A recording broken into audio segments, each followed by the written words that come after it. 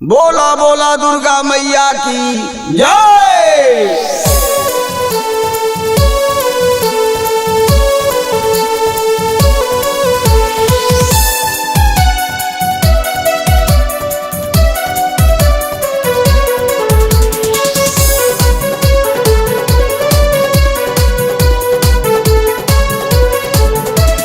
साड़िया बनारस के सिल कलियावा हो की आइल बाटी माता रानी दर्शन करावा हो की आइल बाटी माता रानी दर्शन करावा हो की आइल बाटी माता रानी।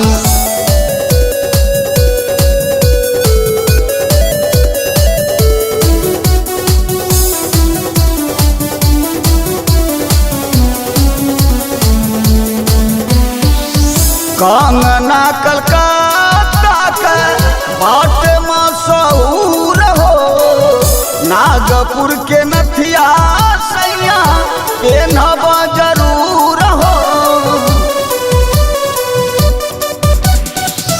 कंगना कलकत्ता के बाट मशहूर हो नागपुर के नथिया सैया पेनहब हम जरूर हो।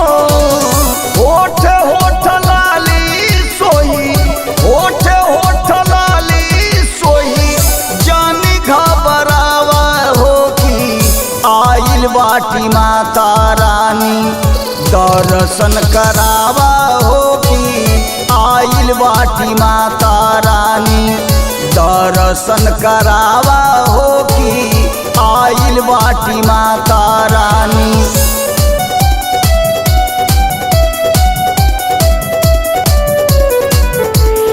Music by Satish Raj.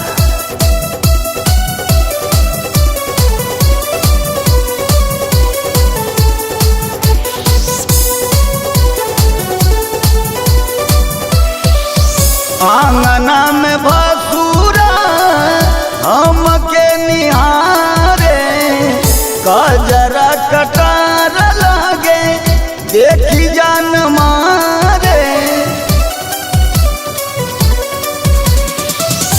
आंगना में भसूरा हमके निहारे कजरा कटार लागे देखी जान मारे।